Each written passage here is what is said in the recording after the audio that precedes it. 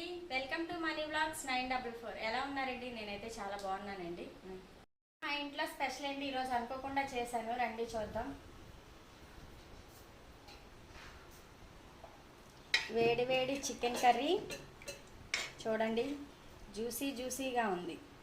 ఎందుకు ఇంత జ్యూసీగా చేశానో చెప్తానండి.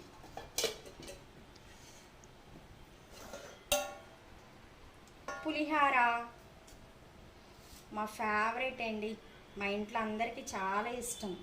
వీక్లీ 2 టైమ్స్ అయినా చేస్తానండి.